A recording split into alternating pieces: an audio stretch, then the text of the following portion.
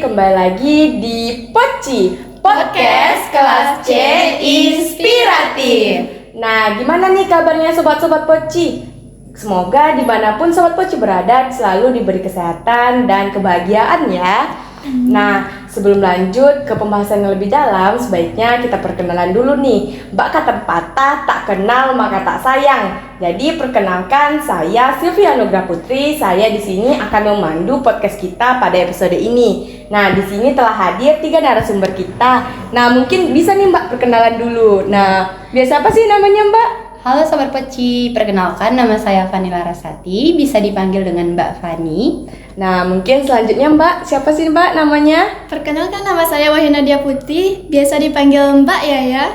Nah, selanjutnya Mbak, siapa namanya Mbak? Halo Sobat Poci, perkenalkan nama saya Nur Siti Nadra, biasa dipanggil Tia. Nah, gimana nih kabarnya Mbak pada hari ini nih? Alhamdulillah baik. Wah, Masya Allah. Kesibukan apa nih Mbak yang sedang dilakuin nih Mbak? Kesibukannya seperti biasa Mbak, kuliah, membuat tugas, apalagi tugas kesenian ya Mbak. Itu siap lagi Mbak.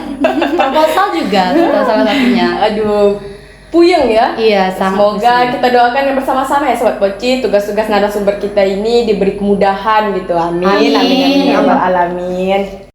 Nah, baik, langsung saja masuk kepada tema podcast kita pada kali ini. Mungkin Sobat Poci udah nungguin nih, apa sih tema kita pada episode ini?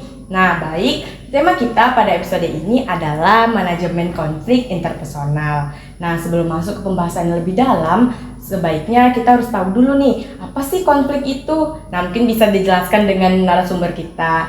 Nah, menurut Mbak Yaya, apa sih Mbak konflik itu? Menurut saya, konflik itu yaitu mengekspresikan diri dengan sikap marah, membatasi komunikasi, dan bisa dengan sikap diam. Dari ketiga sikap tersebut, konflik itu bisa berujungkan perkelahian, baik itu perkelahian kepada antar teman, musuh, orang lain, dan lain sebagainya. Konflik itu misalnya dengan mengekspresikan sikap marah, misalnya orang tua marah pada anaknya ketika anaknya melakukan kesalahan. Terus yang selanjutnya yaitu membatasi komunikasi, misalnya kita dalam bernegosiasi dalam pekerjaan. Dan yang terakhir dalam sikap diam, itu misalnya si introvert. Introvert dia kan menghabiskan tenaganya kalau dia mengekspresikan sikap marahnya dengan marah gitu kan. Jadi dia diam gitu. Ya. Nah, baik. Jadi kesimpulan konflik ya menurut Mbak Yaya tadi adalah konflik dapat diekspresikan atau diungkapkan melalui sikap nih, dapat jadi dengan cara marah, diam, atau lain sebagainya. Nah, mungkin konflik menurut Mbak Fani apa nih Mbak? Nah, menurut saya ya Mbak Sisel, konflik itu adalah suatu keadaan terjadinya pertentangan antara dua orang yang mana dia untuk menentukan siapa yang menang dan siapa yang kalah. Nah, pasti yang menang ini dia merasa dirinya tuh tinggi ya Mbak. Dia merasa dia pasti lebih baik gitu dari orang tuh, pasti dia lebih kuat gitu ya. Nah, dapat disimpulkan bahwa konflik itu adalah suatu tindakan yang dimana orang itu bukan hanya untuk mendapatkan keuntungan dari apa yang mereka selesaikan, tetapi juga untuk merendahkan lawan dari bicaranya atau lawan dari masalahnya dengan cara kekerasan atau juga dengan ancaman. Jadi dapat disimpulkan nih menurut Mbak Fani, konflik itu adalah suatu kejadian dua belah pihak atau lebih gitu ya Mbak. Bukan hanya untuk mencapai tujuannya tetapi juga untuk menjatuhkan lawannya gitu ya Mbak. Nah, selanjutnya ke pertanyaan kedua nih, bagaimana cara menangani konflik? Nah, mungkin pertanyaan ini Mbak Tia dulu deh yang jawab. Gimana sih Mbak cara Mbak menangani konflik? Nah, cara yang pertama itu penghindaran. Penghindaran terjadi ketika seseorang memilih untuk tidak menghadapi masalah secara langsung. Hal ini bersifat fisik, seperti menghindari teman setelah bertengkar atau percakapan, seperti menyangkal topik, bercanda, atau menyangkal adanya masalah. Penghindaran mempunyai kepedulian yang sangat rendah terhadap diri sendiri dan juga orang lain, yang kemungkinan besar akan menderita karena masalah yang tidak terselesaikan. Yang kedua ada akomodasi. Motivasi seorang akomodator memainkan peran penting dalam aktivitas gaya ini. Jika akomodator adalah kebaikan, kemurahan hati, cinta yang tulus, maka kemungkinan besar akan meningkatkan hubungan. Nah, baik. Tadi menurut Mbak Nur Setia ada 2 cara nih cara menangani konflik. Nah, yang pertama itu adalah penghindaran. Nah, penghindaran ini adalah seseorang yang tidak menyelesaikan langsung masalah yang terjadi. Nah, dia lebih memilih untuk menjauh atau menghindar dari masalah tersebut. Nah, yang kedua ada akomodasi nih ya Mbak ya. Akomodasi ini adalah sebuah tindakan yang dilakukan oleh orang yang tulus atau tindakan kebaikan. Nah, biasanya seorang akomodasi ini adalah seseorang yang sayangnya lebih tinggi. Nah, jadi dia lebih mudah mengalah gitu ya Mbak ya. Nah, baik, selanjutnya bagaimana sih cara Mbak Fani nih, cara Mbak menangani konflik nih Mbak? Nah, menurut saya ada 3 cara nih Mbak untuk menangani konflik. Yang pertama yaitu persaingan. Nah, persaingan ini tidak hanya menguntungkan kita di dalam sebuah perekonomian saja Mbak, tetapi dalam suatu hubungan juga sangat menguntungkan, di mana kita bisa lebih berinteraksi lagi dalam pasangan kita dalam tentang persaingan ini. Nah, yang kedua yaitu kompromi Mbak. Kompromi ini kita bisa menyatakan gitu atau kita berdiskusi dengan pasangan kita untuk menyatakan apa nih permasalahan kita ke pasangan kita. Nah, di sini nih kita juga bisa di sini kita harus mengalah ya Mbak, tidak akan hanya menguntungkan dua belah pihak, tetapi Harus bisa ada satu pihak yang mengalah gitu ya Mbak ya? Iya, tidak hanya keduanya, tetapi harus salah satunya harus mengalah Mbak. Nah, yang terakhir itu kolaborasi. Nah, di sini nih jalan tengahnya gitu Mbak. Jalan tengah dalam mencari masalah itu. Di sini kita bisa mencari masalah dengan cara kita berdua. Nah, bukan hanya cara saya, tetapi cara dia juga gitu ya. Nah, dengan cara kolaborasi ini kita bisa mendapatkan jalan tengah dari suatu permasalahan kita gitu menurut saya Mbak. Nah, jadi menurut Mbak Fani tadi ya dapat saya simpulkan gitu, ada 3 cara menangani konflik. Nah, yang pertama adalah persaingan. Nah, ternyata di dalam cara menangani konflik, ternyata persaingan juga butuh di suatu hubungan untuk membangun hubungan itu lebih harmonis lagi. Nah, yang kedua ada kompromi nih. Nah, jadi di dalam kompromi ini lebih disebut dengan diskusi gitu ya Mbak ya.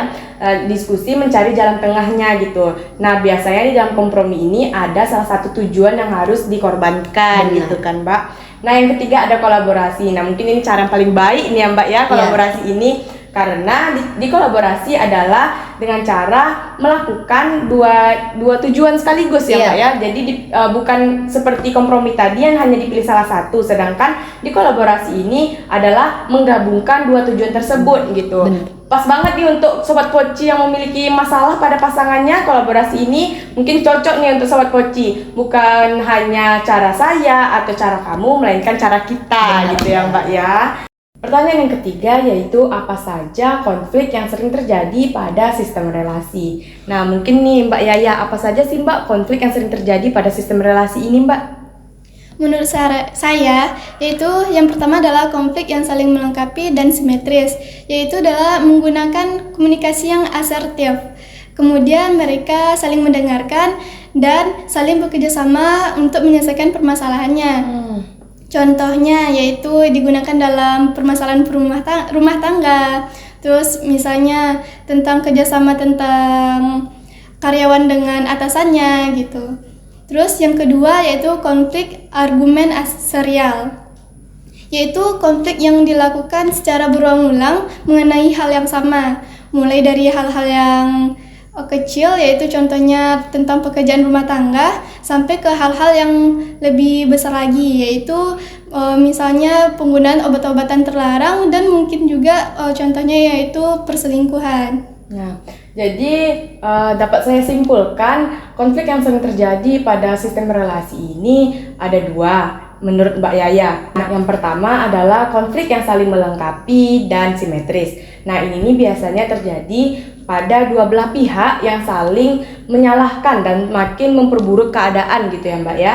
Nah, yang kedua ada argumen serial. Nah, argumen serial sendiri adalah isu atau permasalahan yang berulang dengan topik yang sama. Nah, itu tuh seperti kita nih para cewek nih, kalau di dalam suatu hubungan kita selalu ngungkit nih masalah yang itu aja terus sampai mungkin pasangan kita nih bosan nih permasalahannya itu terus. Nah, jadi ini termasuk ke dalam argumen serial. Nah, menurut Mbak Fani nih Mbak, apa aja sih Mbak orang yang harus kita hindari agar tidak terjadi konflik di dalam relasi ini Mbak? Menurut saya ya Mbak, ada 4 tipikal orang yang harus kita hindari. Yang pertama yaitu kritik. Nah, orang yang memiliki kritik ini dia biasanya sering menyerang karakter seseorang nih Mbak. Contohnya tuh ya, misalnya saya nih, kalau kita hanya bilang kayak saya harap tolong ya Mbak Yaya jangan terlambat gitu datang kemari.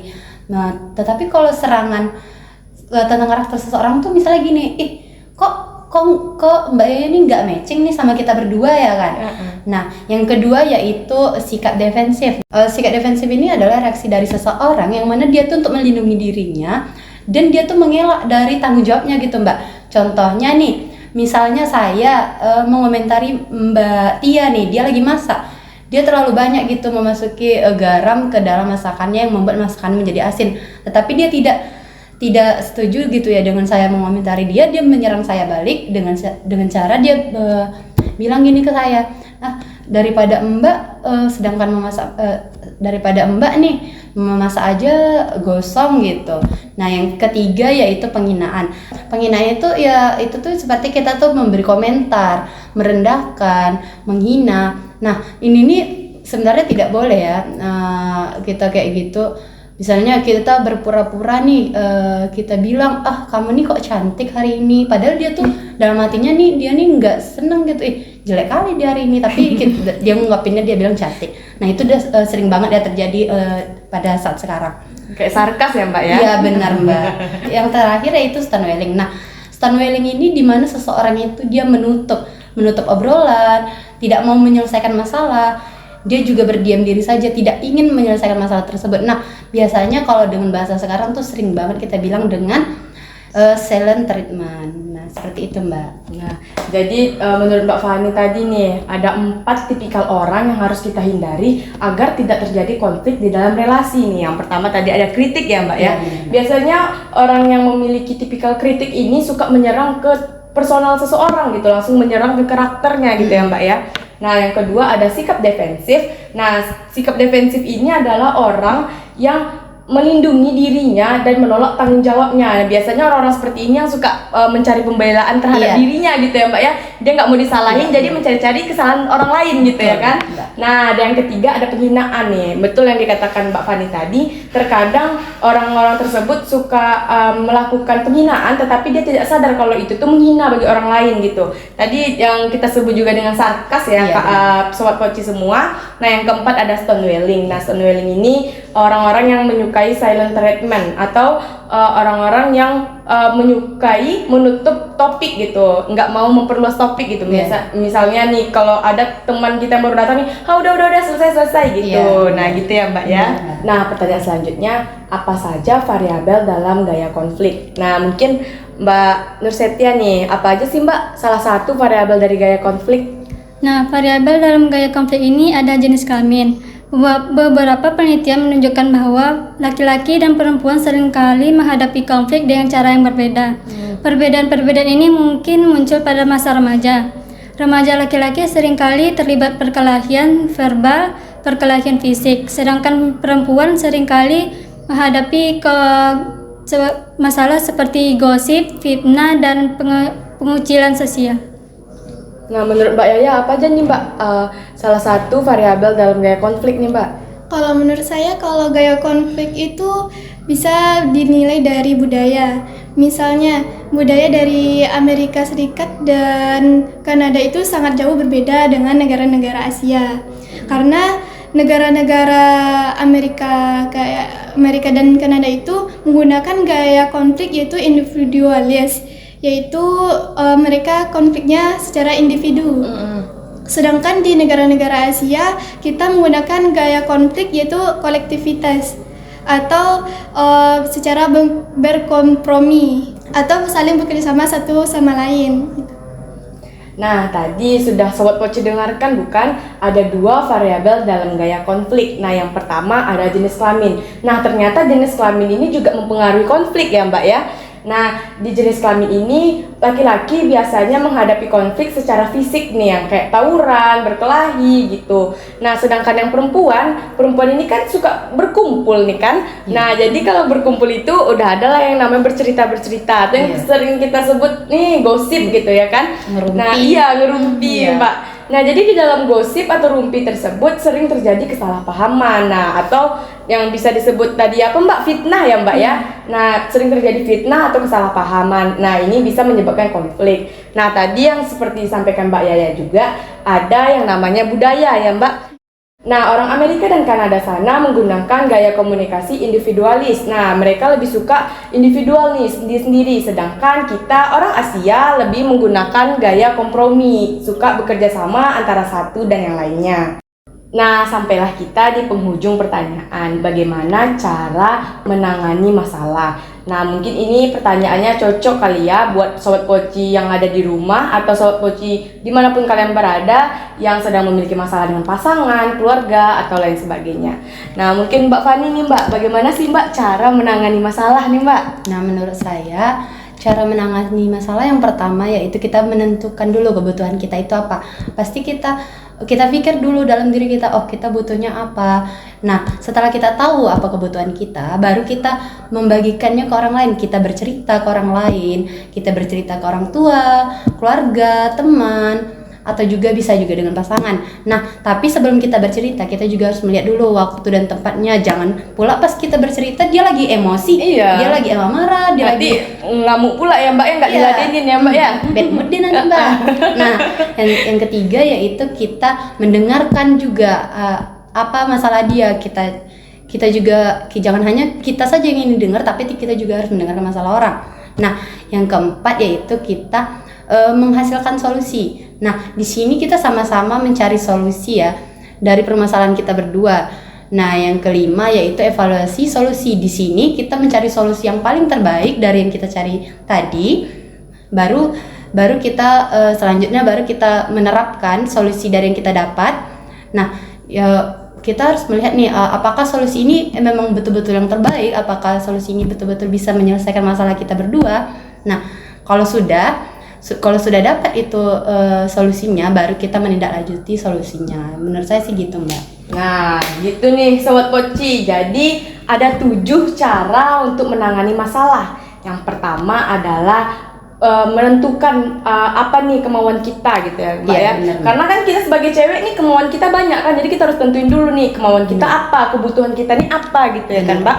Nah, yang kedua adalah ungkapkan kebutuhan kita kepada orang lain. Nah, kadang kita sebagai cewek nih ya kan Mbak nggak mau gitu, gengsi mengungkapkan gitu ya kan Mbak. Bener, Mbak. Nah, kadang pasangan kita nih heran nih, ini kenapa nih cewek tiba-tiba diam nih? Iya, ditanya nggak tahu masalahnya iya. gitu. Pas ditanya kamu kenapa? Iya, saya nggak apa-apa. Iya, padahal pas dia jalan ke mall nih sama pasangannya, oh saya mau itu, tapi dia cowok nih nggak peka nih, nggak mau beliin saya ini. Kadang nggak apa-apanya cewek ini sebenarnya ada apa-apa gitu ya Mbak ya. bener, Mbak. Nah, jadi kita harus mengungkapkan kebutuhan kita. Nah, yang ketiga itu adalah dengarkan kebutuhan orang lain. Nah, jadi kita tuh jangan egois. Hanya mau kebutuhan kita saja yang didengar oleh pasangan kita atau lawan kita, tetapi kebutuhan pasangan kita tidak mau kita dengar gitu ya Mbak ya.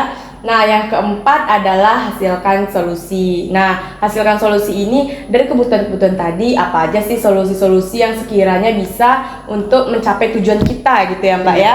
Nah, yang kelima ada evaluasi solusi. Nah, dari dari solusi-solusi tadi mungkin bisa kita cari solusi terbaik di antara yang baik gitu Mbak ya. Nah, yang keenam ada penerapan solusi dan yang ketujuh ada tindak lanjut solusi. Nah, jadi itu nih Sobat Poci, ada 7 tips cara untuk menangani masalah. Nah, cocok banget nih untuk Sobat Poci yang ada di rumah, apalagi Sobat Poci yang lagi kelahi sama pasangannya gitu ya Mbak ya.